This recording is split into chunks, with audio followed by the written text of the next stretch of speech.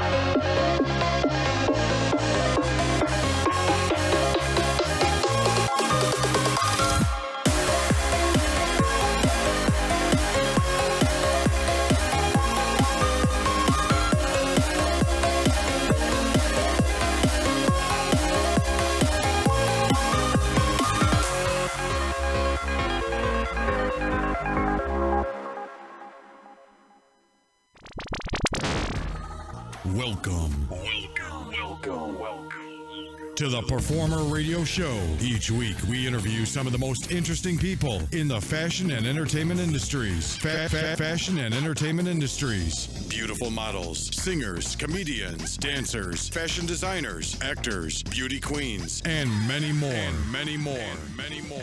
Right here on the Performer Radio Show. Hey, it's the Performer Radio Show. Welcome back.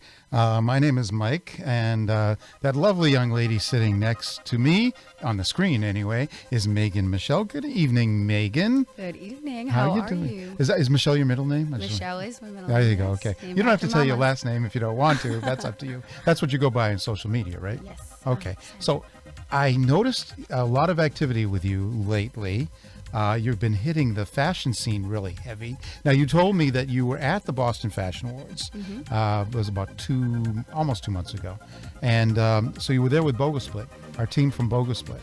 So it's Kayla, Kennedy, and, I forgot the other guy's name. Adriano, right? I'm sorry, Adriano. I'm sorry. But yeah, so you were there with them. And was that your first time going to the Boston Fashion Awards? That was my first time. I went with my business partner, Jay, from Minds with Purpose, and it was an absolute blast. Absolutely loved it, and seeing Miss Massachusetts, Chelsea. So, really honored. Isn't Chelsea awesome? She's amazing. I wish, actually, her pageant for Miss America, that's going to be in January in Orlando. Mm-hmm. Yeah, and, actually, maybe we can try and get her here before. I know she's extraordinarily busy and getting ready, for the pageant and whatnot.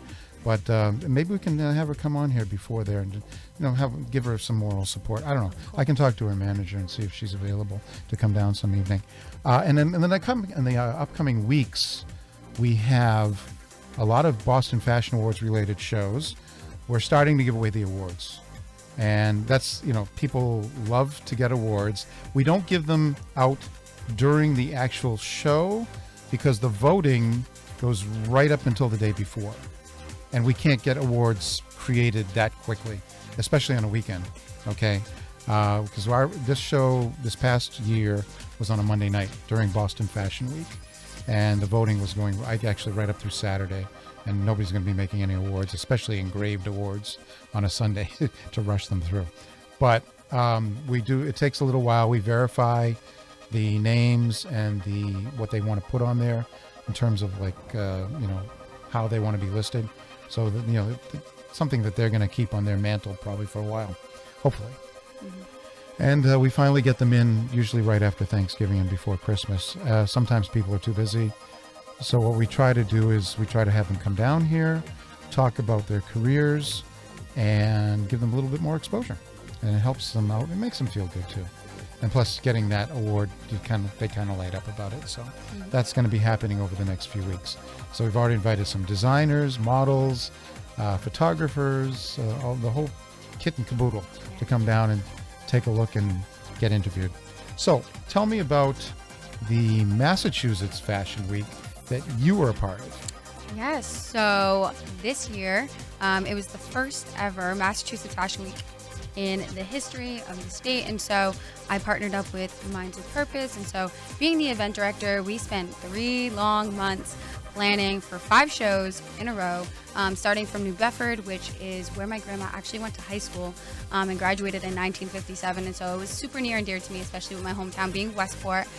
We went to Revere, we went to Worcester, Lowell, Lawrence, all these gateway communities to make sure we're bringing accessibility and inclusivity to the creative sphere. So inviting designers, both big, small, new models, veteran models, and so just making sure we're giving opportunities to entrepreneurs of all levels and making sure community is at the first and foremost of our mission, for sure. Excellent. So 5 nights in a row? 5 nights. 5 all nights. over Eastern Massachusetts? All over. So Duncan was heavily needed that night. All nights. They should have sponsored me for the nights. I mean, it sounds to me like you need it in the morning, too. Oh, all day. Every day. Okay. And were there different designers, different models at each location? So every location had different sets of designers, different sets of models. Overall, we had over 35 plus designers, some across the New England region. We've had over 65 models, of course, across the New England region. We even had a 17-year-old model. We had a 17-year-old designer. And we even had moms in the show as models, and so it was really inspiring to see people just chase their dreams no matter how old or where they come from. And so it was an absolutely amazing experience, and I got to meet so many awesome people. What a lot of people don't know is I'm an introvert, so it was a really good opportunity for me to kind of like get out of my own shell a little bit and start something new. Well, I'll tell you right now, it doesn't sound or seem like you're an introvert at this moment. You're very well spoken and you seem very confident, at least on camera. So that's a good thing, especially when you were emceeing part of some of these events too, right? Or were you emceeing all of them? So I spoke at every single one of them and just really wanted to, highlight our mission of community and just bringing creatives platforms for them to shine. And so whether you're a model, you have your own brand, you're a vendor, a small business, we just really wanted to focus on bringing those small businesses opportunities to show what they do and what they're passionate about every day. So definitely spoke a lot about that. I was a former Miss Massachusetts United States International, so did a little bit in the pageant sphere, and of course being a college professor, I talk a lot. So let's talk about that for a second, because that was on your lower thirds, college professor. So what do you teach and where? So I teach social media marketing and website design. I teach at Dean College, and I'm so privileged to teach such amazing students. I teach communication students and broadcasting students, also broadcasting students that's focused in sports. So it's very fun to work with them. Dean College is one of the only schools partnered with Gillette Stadium, and so they have their own digital lab studio, and I'm just blessed to have the opportunity to teach them about things like social media marketing, how to start their own businesses from the ground up and how to market those and create their own website. So they're really learning all the skills to become their own entrepreneur as soon as they leave Dean. So super sad to see some of my seniors go this year, but it's been the best year ever. I'm sure that my father was a professor at Northeastern, and he always get a little bit sad around May when they're leaving. But that's par for the course. You got to teach them and put them out there and face the world afterwards, and hopefully you did a good job. Do you have a lot of students that pursue the broadcast industry afterwards, or did they go more towards the social media side? I feel like a lot of the students that I see go into the broadcasting side, specifically into sports broadcasting. We do have some students that end up being photographers and videographers, and those are students that I also coach and mentor myself alongside my business partner, Luminous Views. And so I'm really grateful that we have students that are wanting to be part of the creative sphere. And I love just how Dean focuses on the arts. Not only do I have students in sports broadcasting, but I have people who are, taking minors in performance management, doing things like dance and ballet and, vocals. And so I think it's just an amazing school teaching amazing things. And so I'm grateful just to be there at 24. So yeah, very good. And actually, it is amazing. We have a lot of interns here that go into obviously the broadcast world afterwards. And we have a good connection with Nesson. One of our best interns from the past few years now works full-time at Nesson, and he's an associate producer. And it's great to see them go out there and start, living the dream that they always anticipated. And when they come here, they learn about all that and get a taste of it ahead of time, because we partner with a lot of shows on Nesson, like Wicked Bites, Dirty Water in the past, and others as well. So that's part of what we do. In a way, we're kind of like you. We prepare them for the real world out there as well. And we're actually talking about professors. We've got another one coming up after the break. We're going to be interviewing. Her name is Caroline. And Caroline is not just a professor. She's multi-talented, just like you. She is an author, and she's written 2 books. And I got to say, this girl knows how to network. She spoke at another event I was at, and she just asked a question. And based on just her question, I was intrigued, and I had to talk to her afterwards.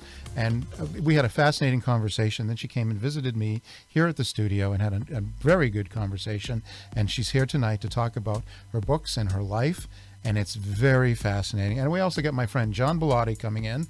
And John's a great guy. He is the technical director of the Boston Fashion Awards. So he can tell us a little bit more about what was going on behind the scenes at the Fashion Awards this year. And he's also part of the Performer family as well. So that's going to be coming up after the break. Thank you very much, Megan, for your story, and we'll get more from you a little later on as well. So stay tuned, everyone. We'll be right back after the break with Caroline and John, as well as Megan's coming back too. Bye-bye. When it comes to making plans, you are the best. What about those barbecues you plan in detail for your family? Or your daughter's first costume party? It was out of this world. The same way you plan each detail for those moments, start planning to protect you and your loved ones from a natural disaster. Sign up for local weather and emergency alerts. Prepare an emergency kit and make a family communications plan. Protecting your family is the best plan you can make. During high school, I hung with the wrong crowd and I never graduated. I helped Santiago in many different ways, like all fathers do, because he always wanted to go to college. I felt a little embarrassed to come back to school, but eventually, once I came here, I knew that it's for a bigger goal. He was very dedicated, hardworking. He connected with his teachers, he connected with other students. That was one of the key reasons why he was able to keep forging ahead. It was amazing to see him graduate. This was one thing that meant so much to him, and of course, it meant so much to us too. With the help of my father and having my son, that was all the motivation that I needed. That support is everything. Find free adult education classes near you at finishyourdiploma.org.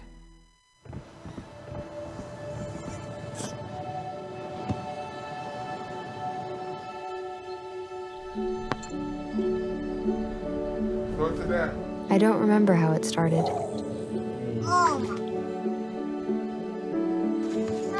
Our back and forth. Victory. Fumble. Repeat. It always came back.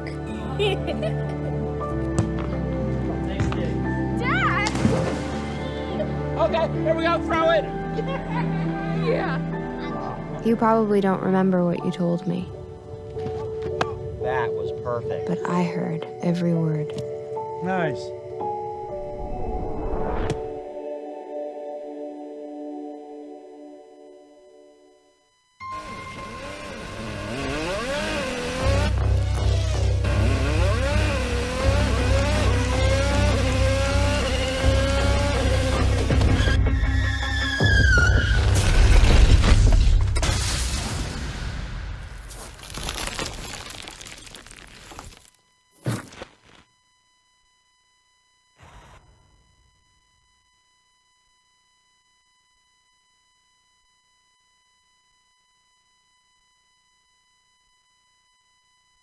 And we have this lovely group right here. Up in your upper right is John Bellotti, and down below is Caroline. Caroline, welcome to Performer Radio. How you doing tonight? I am doing wonderful. Thank you so much for having me. Okay, let me see if I can get a screen with all of us on there. How's that? Hey, there we go. There we go. I actually know what I'm doing, folks. We actually had some technical difficulties earlier, so I'm actually happy to see what we're actually alive and doing okay tonight.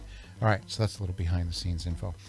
So, Caroline, first of all, I met you about maybe a month and a half ago, we'll say, give or take, and you were at an engagement with Anthony Everett, and you got up to ask a question, and you just intrigued the hell out of me. And what's the question you asked really just kind of explained you very quickly, your background, and why you were asking this question. Why don't you tell us in your own words? Okay, first of all, you started on another continent. Your life started on another continent. And so why don't you tell us the backstory about how you came to be coming to America? How's that? Okay, so I'm originally from Malawi, Africa.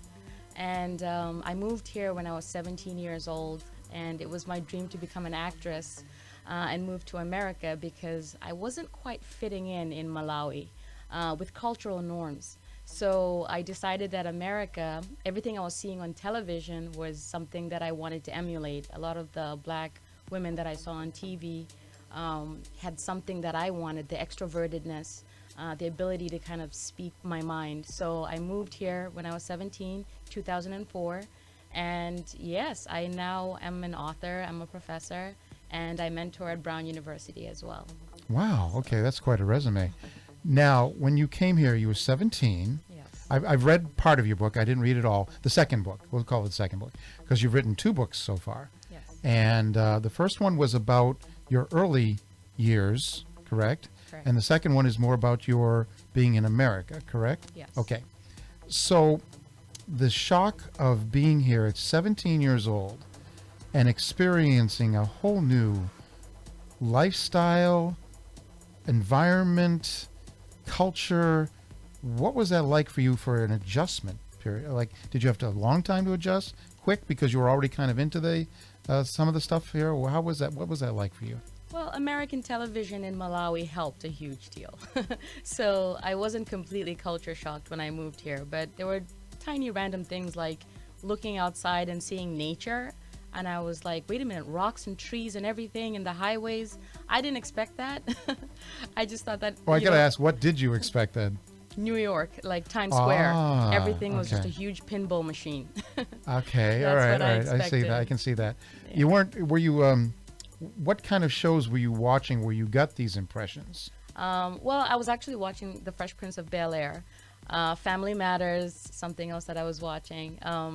But I don't know. I just feel like a lot of the movies that I was watching had to do with, just the glamorousness of America, and that's what I wanted when I moved here. So that's a little bit. The language too, by the way. I thought Americans spoke very fast, so I was very intimidated to speak to Americans, and everybody used the word "like" a lot. That's true. Yeah, that's very true. So I write a little bit about that. I'm like, is that a speech impediment that Americans have?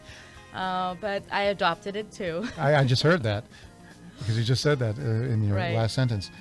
Did you feel like it was, let's put it this way, the people that were in these shows, Family Matters and Fresh Prince of Bel-Air, did you feel like you met a lot of people that were like that, or nobody like that? I met a few people like that in my own country, but when I moved here, yes, absolutely. People were more extroverted. People were starting conversations.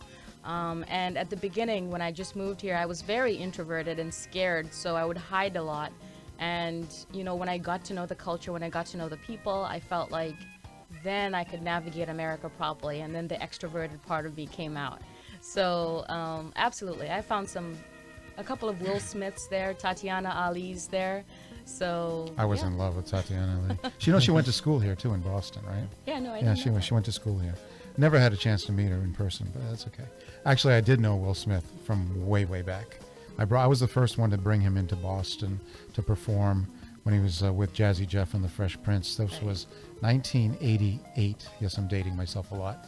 But I brought him to Boston, introduced him to all the radio stations in Boston, WERS, KISS 108, WILD, which back then was the urban station.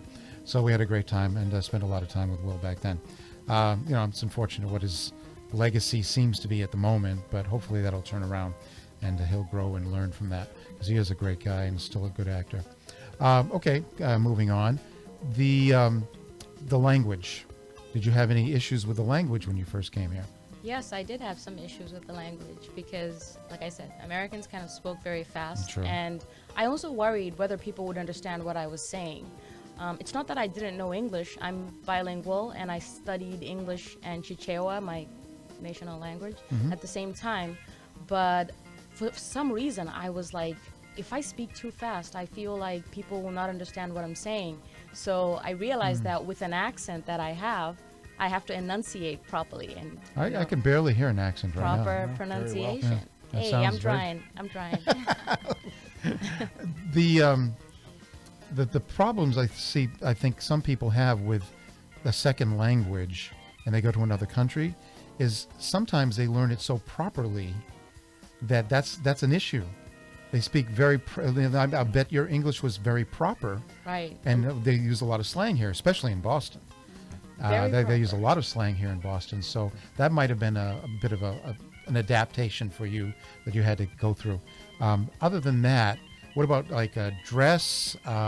You were at 17. You were coming. Had you already graduated high school? Yes, I graduated high school, and I was going to start at Quincy College for my first. Okay, right 2 up the street years. from us. Yeah. Okay. So yeah, dress code and everything. Yes, I think I struggled a little bit in kind of being comfortable in my own skin because I was a little bit of a tomboy. And in Malawi, everybody wants you to be extremely feminine. And there I was dressing up in baggy jeans, t-shirts. So when I moved here, I said, okay, fine, I have to make sure that I balance it out, So I would always dress how I feel. And I would have some baggy pants. Well, welcome to America. Yes, you can wear what you want. Wear whatever you want. Yeah, I wanted that especially freedom. in college. That's where you get to express your freedom quite a bit. Because in high school, they have a lot of rules still. Right. But in college, it's pretty much, as long as you don't, look too bad, Right. you can just pretty much express yourself the way you want to express yourself. That's your first taste of freedom is when you're a freshman in college. Sometimes, of course, some college freshmen, they go way overboard because they've had this newfound freedom. It's like, oh, I can do whatever I want. But then they pay for it later on with, bad grades or whatever. So you went to Quincy College to start. Yes. And what was the college life versus the high school life like? Was there a lot of difference, or did you find it easy, hard, what? Well, I went to a private academy called Kamuzu Academy. Think Harry Potter's Hogwarts, but without the magic, right? I went to something like that. So discipline was a huge thing. Academic responsibility, I learned it in high school. So by the time I moved here and I started at Quincy College, I had my stuff together. I felt like, I was prepared for my classes. I knew when to study. I would go out partying, but my friends would wonder, when did I study? And it's just that discipline, knowing how to balance the wild side of you. Very good. Yeah, a lot of American students do not have that. Don't know how to do it. They don't know how to do that. They're not trained properly in high school like they used to be, unfortunately. And they go to college and they have to produce, and they're not quite prepared for it, and they don't know how to balance it. So you had a leg up over everyone else that probably in your class at that point in time. So that's good. What topics did you what did you study when you were in college? So I studied English, psychology. I was supposed to be a psychology major for a while, but you know what happened? I started to psychoanalyze everyone I met, and I was like, nope, can't do this for the rest of my life. So I decided to go with English, which kind of had a little bit of everything. Some acting, a little bit of history, a little bit of psychology. So I was like, seems like with the versatile Caroline, this works for me. So I started tutoring people in the cafeteria because I remember I couldn't work legally at that point. But right. Student visa. Right. So I would tutor people just to compensate, and the tutoring actually helped me with my English, speaking of barriers. Oh, that's a good idea. Yeah. So you were tutored in a way too, as well. It's a two-way street. Yes. Let me ask you now. So you just mentioned that you were into acting, and you were studying a little bit of acting at Quincy College. Is that what you said? Well, or were you just doing it on the side? I started my own drama club when I Well, was there at you Quincy go. College. Okay, all right. Yes. I started the Quincy College Drama Club because they weren't offering any after-school programs at that time. And I said, you know what? Initiate, start it. And before you know it, it became a big thing. The school started sponsoring it. And yeah, today I got connected with community theater through the drama club. And I do community theater today because of it. So That's amazing. Okay, so you're a go-getter. You're an initiator. And I like that. And that's what you need to be in this industry. I love the way she, okay. That's what you need to be. That sounds like Megan is an initiator too. This life is not going to bring it to you. You got to go get it. Right. That's what I keep telling all my interns and other people that I work with. You got to go get it. You can't just sit on your butt and wait for it. No matter what kind of resume you have, I mean, yes, people might be interested, but you got to show them that you're a go-getter, you're proactive. Otherwise, they'll be like, yeah, I'm not so sure about this one. No motivation or something like that. So that's what actually, the reason you're sitting here is because you were proactive. You got up, you spoke. I learned all about you that day. Well, I learned something about you that day. The lifestyle here, of course, is much more fast-paced. I'm sure you're used to back to home. What was the best thing about the lifestyle here versus at home, and what is the worst thing for you?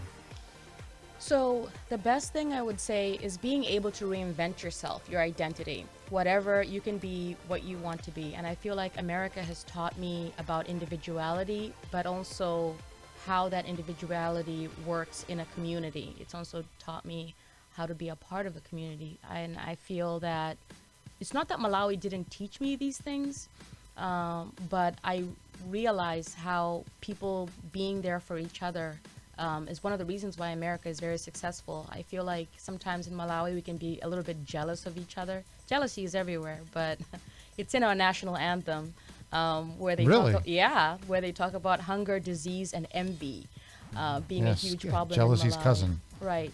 So here, when I see communities working together, coming together, I was like, wow, I want this. I want to be a part of this. And so that's one of the best things.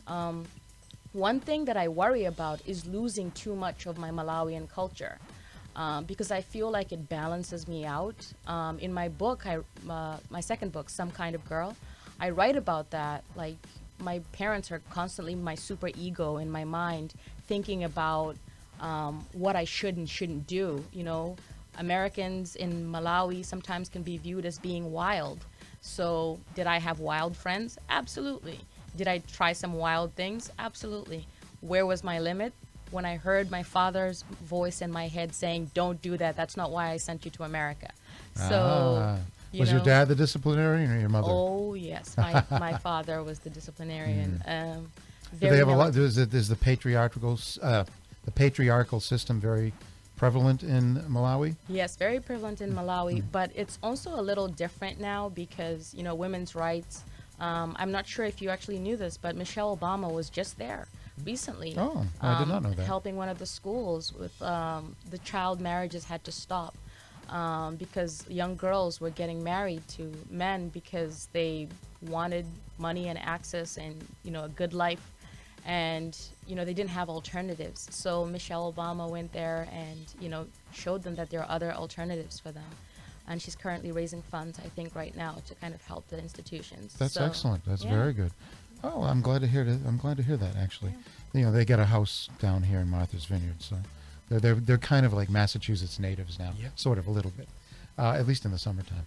So, you alluded to your second book. We just saw a screen that said, you know, that showed both of your books.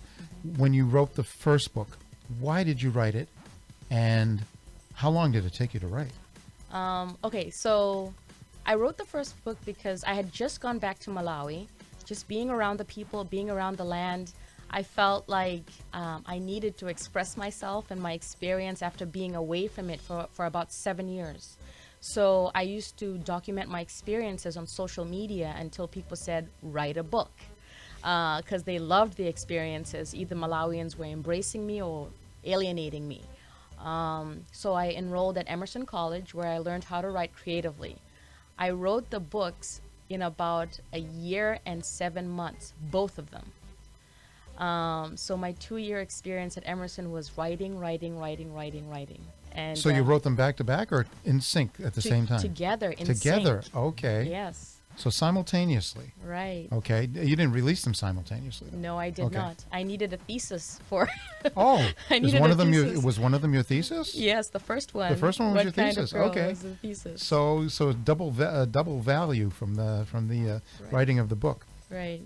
And so go ahead, continue. So the first book was based on your return to Malawi, and what since I don't have the first book and I was reading the second one, so what was basically the premise of the book? Okay, so the first book is really from birth until age 17, and it's really about not fitting into cultural norms. People ask me, what kind of girl does this? What kind of girl does that? You ask too many questions. You act like a boy. So many things that just were not in sync with what the culture called for. So the entire time I'm wishing to come to America so that I can find a more authentic version of myself, at least show up as my full self. Whilst the second book is a little different, it's just about adapting to American culture and how I shared a lot of my fears and insecurities about adapting to that culture and letting go of my African culture. So yeah, I could say that's the biggest difference between the two books. And if you're somebody that feels like you don't fit in, if you feel like a misfit, people say you're different, or if you're somebody that doesn't mind not making sense to the world all the time, this is the book for you, both of them. So now, just so people know, so I have read part of your book. So I do know that when you came here, you went to Randolph, and you lived with your two brothers, right? Correct?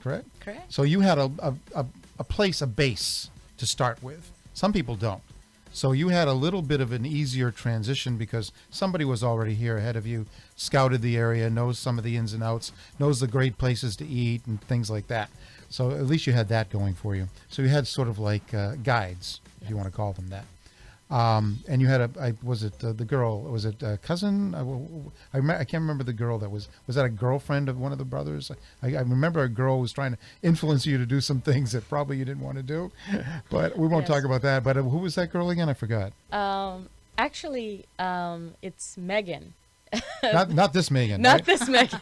Okay. Not this Megan. No, this Megan's a good girl. But remember too, they're aliases. The names are aliases. Oh, okay, all right. Yes. Well, but in the book, her name is named Megan. Megan. Interesting yes. choice of names. She tried to. I know. Coincidentally, we do have a Megan here too. But yes. I just, for the sake of the camera and everybody watching, it wasn't her who tried to coax me to do things I should not have been doing. You should read the book. Well, you didn't do it. Yes. Yeah, so I'll just. A little teaser, she didn't end up doing anything bad, so just so you know that. Her father was probably in her head saying, no. Yeah. But that's good. It can be, when you're in a new situation like this and you want to be fitting in, the peer pressure can be very strong. And that shows your character and how you were like, okay, no, I'm not going to cross that line. Thank you very much. So that's good. So now let's talk about the second book. The second book starts when you're 17 and you arrive in America. I haven't finished it. I want to finish it, but I'm a busy guy, so I read as much as I could before we came here. Tell us about why you decided to release this one as well, and what has it been therapeutic for you? What has been the outcome of releasing this book?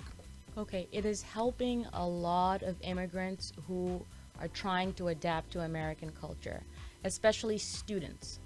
Coincidentally, the book has been selected as for the One Book program for Bunker Hill Community College. And a lot of the students come up to me and they say, oh my God, you have written my story. Oh my God, this is me, and they can't articulate some of the things that they have gone through. They find them in my book. So, being broke, not having funds for certain things, immigration being like a huge thing where, the immigration laws sometimes can really take a toll on you. But yeah, they're legal ways of doing things. And I shared this information so that somebody else that comes to America will not struggle as much as I did. So I share all the steps, getting my F1 student visa, transitioning to a work visa, becoming an extraordinary alien. Yeah, don't ask me what that is. Maybe you should ask me what that is. I would love to have more extraordinary aliens around. I know. But yeah, and then finally getting my green card, and I didn't even need an attorney for that because okay. I So did you it were- all myself. I did the research. You did everything on your own. Oh yeah. So it's almost like a guide as It well. is a guide. Okay, I'm glad to hear that. Do you find a lot of people messaging you on social media asking for advice because of your book or just in general? Yes, they asked me for advice and money. Money? Ooh, do they think you're rich? Yeah, they think that I'm rich, which is very interesting because a lot of people. Is these people from Malawi or just around here as well? Yes, a lot of people from Malawi. Okay. And I think that once you make it to America, people assume that's it. Money grows on trees. You're hanging out with Snoop Dogg, chilling on the pool, sipping on gin and juice, Yeah, you no know, kidding. and that's just fantasy. Well, I do hang around with people like that, but that's just because of the business I'm in. It's just you, Mike. Yeah. That's just me. Yeah. I know. I'm always hanging around. I used to a lot, but I used to be in the hip hop world a lot.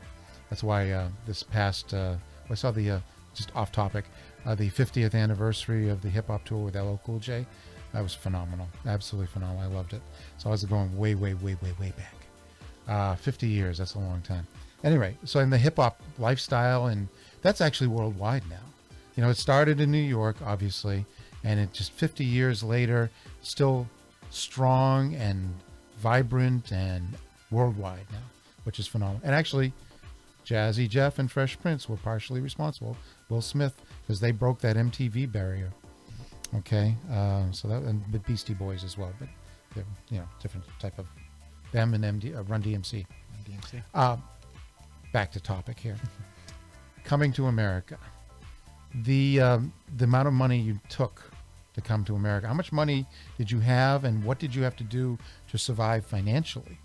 Right. So my father gave me $1,000, and he said, "Put it away. Don't show it to your brothers." So I only had $1,000 to make it for however many months I could make it till he would send me more money. At that point, shout out to my father and my mother for helping me with education, because they were paying for my education, they were paying for my upkeep. So after every month, they would send $1,000. $1,000. Now Was that going towards rent or school, or well, because you said you were living with your brothers at that time? How did you have to divvy that up? Right, rent. It was going to rent, sometimes school. I didn't always have a lot of money because I had to kind of spread it out a little bit.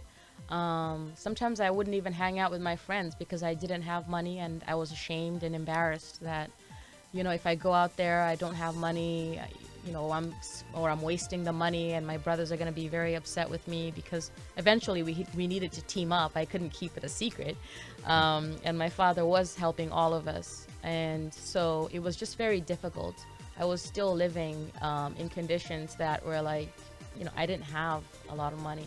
Like $20 in like 2 weeks. You know, I could barely even get a coffee sometimes. I can see where the pressure to hang out with friends would be tough, especially when you don't have much money in your pocket. Did your brothers attend school here as well? Yes, they attended school here as well. Quincy College and UMass Boston. We all went to UMass Boston. Okay. And did they study in the same fields or different fields? No, different fields. And I'm the only one that actually eventually went to Brown University, where I studied English, which was pretty cool. They have a neat program there. Interdisciplinary, you can kind of dip into the theater department because I love the theatrics, and then I could kind of merge that with English, and my thesis was on both, actually. So. Oh, interesting. Okay, so was now fun. we're back into acting now. Okay. So you wanted to be an actress since you were very young, and you come to the United States. And you start the drama club. What have you done in the real? I mean, have you been in any sets, movie sets? What have you done in the acting world in here in the United States? So I haven't done movies. I initially wanted to do movies, but then when I got here, I went on stage and I fell in love. I was like, this is it. I want the spontaneity of being on stage, working a crowd, making the mistakes, and then saving myself. It all just was amazing for me. So I quit thinking that I wanted to be in movies. However, a lot of people do send me requests for like black females right around my age. I'm 36 right now. And so I just can't take those opportunities right now because I'm currently working on promoting my books. I'm doing a lot of author talks right now, so the acting is on the side. I might do Romeo and Juliet. It's coming up. Oh, okay. Yeah, there's nothing like live theater, right? Yeah. I'm a big Broadway aficionado. When I'm in New York, or whether the tours come through Boston, I try to catch as many plays as possible. It's the atmosphere, the interaction with the audience. It's very critical and important, and you don't get that from a movie. You definitely don't. You want to pursue any acting, Megan? Or just kind of good with the modeling? Yeah? I think modeling and all the upcoming projects coming up. So Mass Fashion Week's going to happen in the spring, and planning. Oh, they're going to do it again in the spring? We're gonna go again in the spring. We're actually going to go to a few different locations, actually, just to make sure that we're spreading it all across the state of Massachusetts.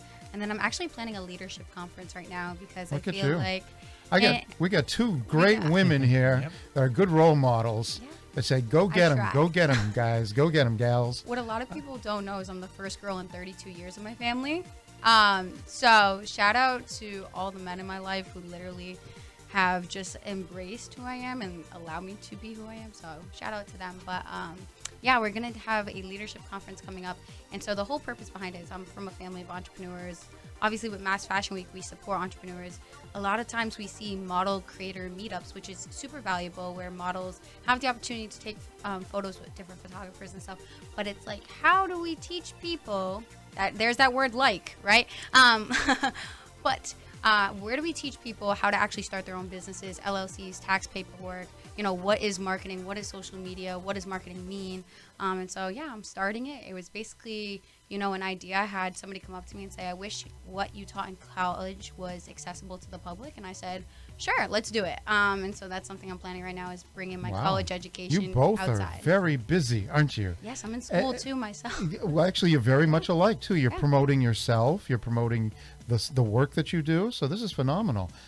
You know what? I'm very impressed. I'm very, very, and I don't actually say that usually, but I'm very, very impressed. And I'm glad to see, I know you're a little older, Caroline, than Megan, but I'm glad to see younger adults that still have, I'm not going to say old-fashioned, but still have that old-fashioned drive that it seems to me is missing in a lot of younger adults right now. John, you work for a major company. Yeah. And I'm sure you see it too in some of the people coming up the ranks. Absolutely. You know, I'm in the, the tech space and, bleeding edge, everything out there in cloud world, et cetera, and, run technology in that space and touch both from, everything from marketing through sales up through, engineering and development. And some of the development engineers, they have the mindset that's kind of taught to them to be those type of people that develop the code and stuff. But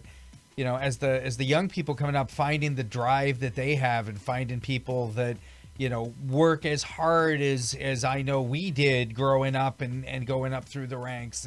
There's still a lot of expectation of some of the younger folks that they've earned things or expect things, and that's hard because we're all still trying to run a company and help them grow and teach while they're working, but you also have to get work out of these people so that they can achieve the goals of the company and have the company be successful so we can continue to offer them jobs, so it's a give and take. But definitely see it changes over the years. Is I've done this for many years now, with quite a few people working for me now, which is different than over the years where I was much more of an individual contributor. Gotcha. I'm going to pose this question to both ladies. You're teaching now, so you're forming young minds. You're the very first class that a student walks into, or all the students walk into, very first class. What do you tell them? What to expect, what to do, what they're expected of? Okay, first you, Caroline. Let's say, I don't know what your class size is. Let's say 15. Right. So all 15 students walk in. What's the first thing you tell them? Yes, it's those classroom expectations, setting those ground rules, but also letting them know I have a lot of energy when I'm teaching. So they want to know the teaching style, do's and don'ts, things that teachers know that students are doing, so you're all on the same page. And because I teach English classes, one thing I love to share with my students is how I used to fail English all the time in high school, all the time. And I asked them, so if I failed English all the time, what am I doing being an English professor, publishing books? How did that happen, right? And if I can do it too, you can do it, right? So I make sure that I tell them that narrative every single time. And you should see their facial expressions. They're like, what? You mean you used to fail? You used to get D's all the time? I'm like, yeah, that was me. So I'm going to help you. I'll give you that guide so that you too can make it. Just listen to what I have to say. So, yeah. Very good. Okay, Caroline, your turn. What do you tell your students the very first time you meet them? I think for me, going off of Caroline, I definitely lay the classroom expectations. I think for me personally, I tell my students to get a little uncomfortable and think outside the box. I think when you're working in marketing and social media and website design, those are fields that are just changing and evolving every single day. And so I tell them to get a little uncomfortable. I tell them, no dream is too big or too small. Typically, one of the first questions they ask is like, how old are you? You kind of look really young. And I typically say I look like J-Lo with a lot of Botox, but as a joke. But, I tell them that this could be them in a few years if they put their mind and their heart into it. And I tell them the more passionate they are about what they pursue, the better the outcomes. And so I can give you as much as I can teach you, but it's if you want to take it and run with it and roll with me throughout the semester. And so I'm really grateful that they really honestly, they make my week every single week. So to be honest, and social media marketing is a relatively new discipline. Okay, there aren't probably a lot of people over the age of 35 to 40 that are social media marketing experts. Or professors for that matter. So it's a relatively new type of. It's different. It's completely different. Marketing, retail marketing, all that stuff. Yeah, part of the elements are in social media marketing, but it's a different animal. It's apples and oranges. They're both fruit, but yeah, it's different still. And like you said, the medium and the platforms are constantly changing. One thing I do tell people when it comes to social media, don't get too attached to any one platform because it's a volatile market. You can get, if you remember, do you remember Vine? yes. Okay, here one day, gone tomorrow. Yep. MySpace. Okay, Friendster. You could list a whole bunch of failed social media platforms that people became very invested in, and I'm making tons of money, doing this and that and the other. It's great. But it may not be there tomorrow or the next day. So you got to be prepared for that. Don't put all your eggs in one basket. Okay? And that's very important. I mean, now you take a look at Facebook, which some people are probably watching this right now on Facebook. Yeah, it's had a good run, but now there's mostly older people on it. And some of the younger people have gone to IG and of course TikTok. But they could, like I said, they could be here one day and gone tomorrow. And if you think you're going to make a career out of it, one platform, no. It's very dangerous. And you could lose everything in a snap of your fingers. So that's one thing I tell people that are in this business. Don't become too attached. That doesn't mean you shouldn't use these tools that are in front of you. Absolutely use them, but don't rely on them. In other words, spread things around. There's plenty of platforms out there that you can be a part of. And I also tell people, if you're serious about being in business, being an entrepreneur, have your own intellectual property. That means your own website, okay, your own domain name. That's very important, okay? Just do it the right way. That's like any other company. They cross the T's and they dot their I's. They get the federally registered trademarks. That's the way business is still done and still will be done over a long period of time to come. So be smart. Like you said, Megan, some people don't know how to do it right. So you guiding them and saying, hey, do this, do that, set this up properly, that's important.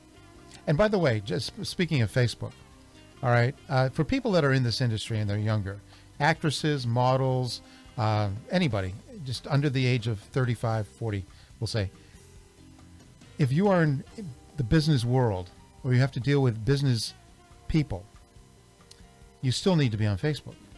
The reason I'm saying that is because people like us that make decisions and write checks, we're on Facebook. Right. Okay, and a lot of networking still goes on this platform. It's just like LinkedIn and Instagram, but on Facebook we get to learn more about the people we want to deal with. There's more information on there. So for people like myself, which are going to look and say, is this person good for the mix? I don't know. Let me check. Yeah, I think so. I'm looking at what I'm seeing, and I'm liking it. I won't see that on Instagram. Instagram is not as personal. You throw up pictures, you throw up videos. I can learn a few things about you, but not a lot. I can learn what you like to put up on social media, but maybe not so much about what your likes are and other interests. That I want to be aware of when I'm doing something, and I'm not the only one. Great. That's do the same thing even in the tech world. Where, there you go. See, yeah. First thing we do when somebody's interviewing is go see what their social presence looks like, and what their likes are and professional. And it's not just what they know on their resume, but do they fit in the team? Are they going to be an asset to the group? And how does that all tie together? So absolutely, definitely see that. That's very important. So in the business world, I'm saying, and in the arts world, it's a little different. Obviously, Instagram is fine, and TikTok, whatever, because people that are creative show their creativity through those platforms, and that's fine. If somebody says I'm an actress or a model, I will go to Instagram and take a look at the stuff that they put up there and see if it's balanced. It's like, oh, this is pretty good. I like the stuff you put up there.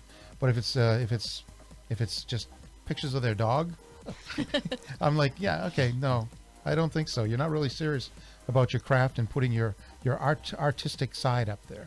And I need to see that. And that is, Instagram and TikTok are good places to show personality and your abilities. So what I will add, yeah, actually, before you go on? Yeah, no.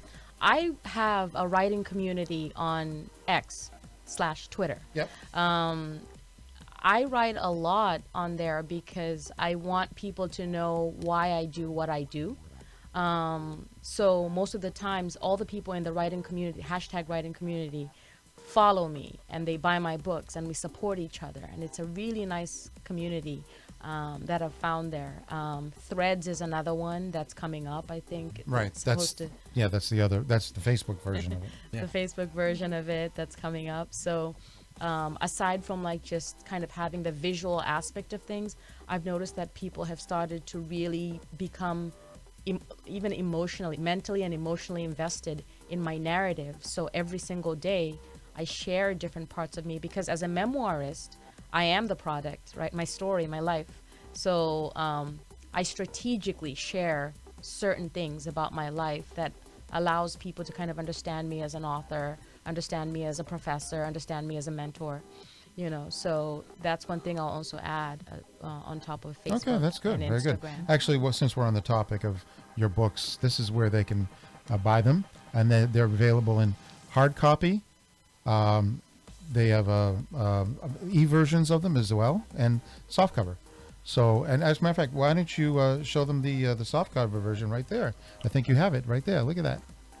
There you go. That's the second book, obviously. Okay, and Some Kind of Woman, that's for sure. When you first saw it online, your book for sale, or saw it in Barnes and Noble or Target or whatever, what did that feel like for you? Oh my goodness. Like I have arrived. Not Caroline Kautsire's face on a book in bookstores and Target. And I mean, it was just a dream come true. You know what I mean? I had worked so hard. I thought of Emerson College when I would sit in these rooms, in these workshops, and I was told that maybe my writing was not so good, and doubting myself and revising. All of that amounted to finally seeing myself up there. It was so worth it. I can imagine. I can do an equivalent for the music industry. When you hear your song on the radio for the first time, that's kind of like the equivalent for the music industry. The best thing about it is you had a publisher who believed in you as well, and put that out there. You didn't self-publish this, so this is a real distribution situation. Some people self-publish their book and put it out there, and it's not exactly the same thing, but of course they'd be proud of it too, I'm sure, as well. But this is a real situation where you pitched a publisher, they accepted it, not just one but 2 books so far, and you're plugging away. There was a great Boston Globe article just a week and a half, right? Talk about that one real quick. Yes, so because Bunker Hill Community College chose Some Kind of Girl as their one book program text, not the whole school, but majority of the school, and professors put it on their curriculum, and they study it in classrooms. And basically, the Boston Globe was asking about that experience. What was it like to have my book selected? What does this mean for me? What are some of the narratives that students are sharing with me about their experience with the book? Is this what I had set out to do? Like, is this the feedback I expected to get? Or am I getting new feedback that's actually helping me understand myself better? Because it's one thing to write this book about your life, but people pick up nuances, other things that you didn't even know you put in there. And they're like, you do realize that this is what's going on with you in this chapter, right? And you're like, no, I didn't realize that, but now that you've said it, I get it. So the Boston Globe was basically just checking to see how the process is going with this text. And the One Book program is there to kind of inspire conversation, critical thinking, things that lead to social and cultural change. And for them to pick my book, I mean, that's a huge honor. So thank you. Very good, very good. And you're going to be seeing on television a lot more in the future too, right? Yes. Okay, what else you got lined up? Can you tell us? Not yet. It's Not gonna yet. Okay. it's gonna be All a surprise. But I will tell you that I have about 5 schools that are looking to adopt my book for their One Book program. So the visibility has happened and people are picking up on it. WCVB Boston, I mean, is just absolutely wonderful. I've been on Chronicle before, but so it's kind of too soon for me to go back on Chronicle. But something else could potentially happen. I'm not going to say what. We did mention Anthony Everett before, so maybe something might be happening there. We'll just assume at this point. The good thing about your book is, and from what I've read so far, that it's not just applicable, I'll get that out at some point, to people that are visiting or coming to America for the first time. It's really good for anybody that's going into the adult world, okay? Because it shows what you need to do to survive and get ahead, and that's critical, okay? And again, you and Megan are examples of, if you just sit around and do nothing, nothing will happen, and you got to get out and move, and that's the biggest and most important thing. And your book does indicate that. You didn't just sit there, you made things happen for you, and you still are. Okay, and just, I congratulate you. Keep doing that, please. Okay, and I think you got some events coming up. Maybe you want to plug those. You got something coming up this weekend too, don't you? In terms of events, yes. December 2nd, Saturday, December 2nd, there is a book fair at their public library. I will be one of the local authors that will be featured there. So come on down, get a book. I'll be happy to autograph it and have a conversation. They'll be serving cider or something like that there too. So please, December 2nd, Thayer Public Library. That's my next Very good. Okay. Whoops, that's the wrong one. We have no chat going thing on. And we'll go back to this one. You better be signing that one for me. That's all I'm going to say. Okay? I will. Yeah. Most definitely. All right. Good.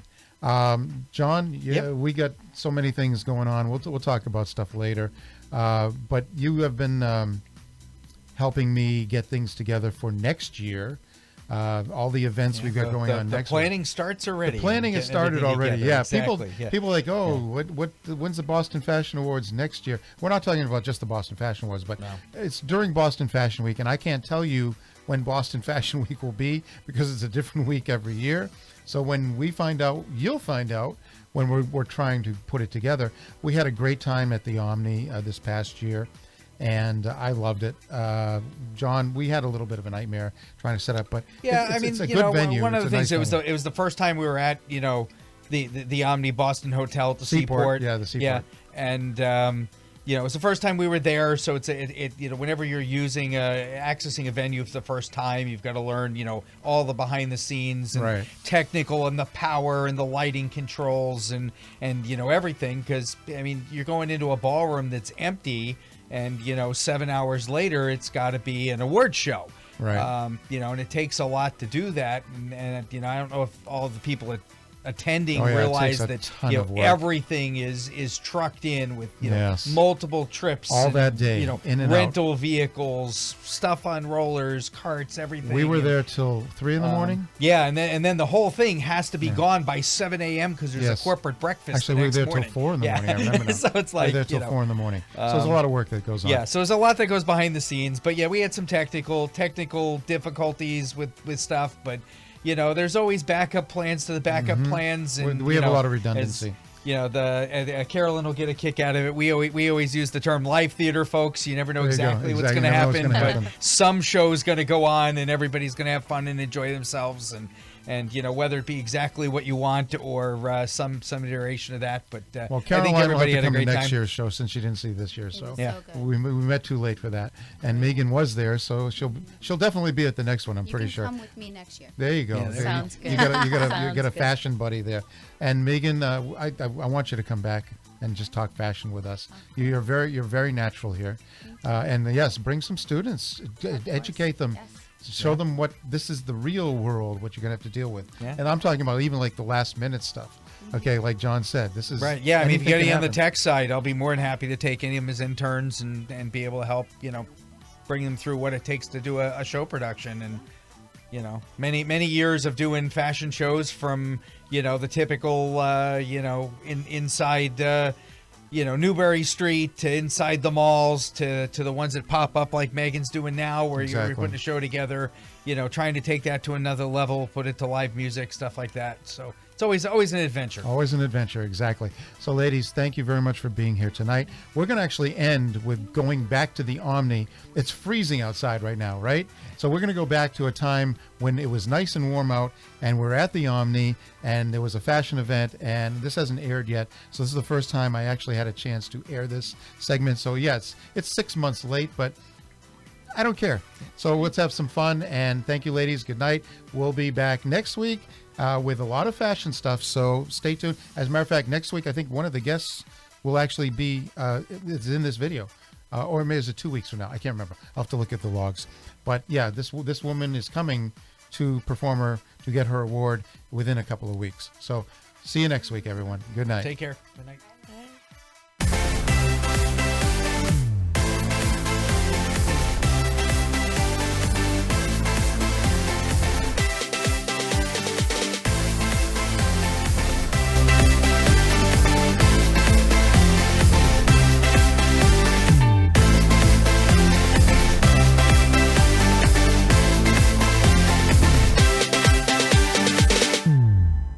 I was going through the crowd and I did run into a special lady, the designer Mel. Hi Mel. Hi, how are you? I'm doing amazing. Nice to see you again. Yes, so I did wanted to mention that we are doing the Boston Fashion Awards here at the Omni. Are you looking forward to it? I'm so excited. That's going to be awesome. I love everything here. It's so fun.